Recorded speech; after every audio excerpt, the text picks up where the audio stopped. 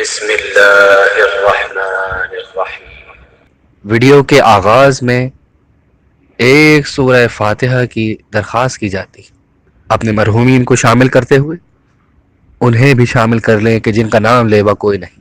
ایک مرتبہ ایک شخص امام علی علیہ السلام کی خدمت میں آیا اور دست سے ادب جوڑ کر عرض کرنے لگا، یا علی، میں ایسا کیا کروں کہ دنیا و آخرت میں خوش رہوں اور سرخرو ہو جاؤں؟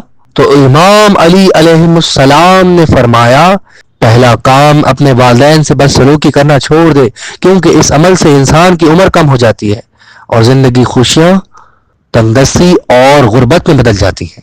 دوسرا عمل وہ گناہ ہے کہ جس سے انسان اللہ اور دنیا کی نظر میں حقیر ہو جاتا ہے، وہ عمل ہے جھوٹ بولنا۔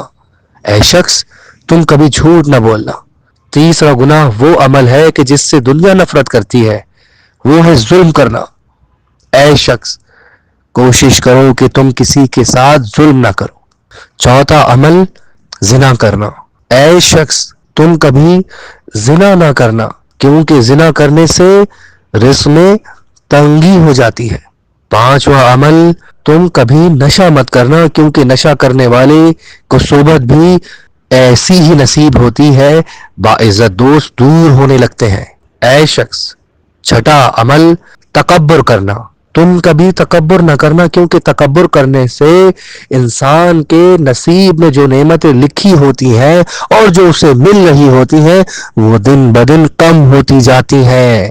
اور اے شخص، ساتواں عمل یہ ہے کہ تم کبھی حرام نہ کھانا، کیونکہ جو شخص حرام کھاتا ہے اس کی دعائیں اللہ قبول نہیں کرتا۔ امید کرتے ہیں آپ کو ہماری بنائی ہوئی ویڈیو پسند آئی ہوگی۔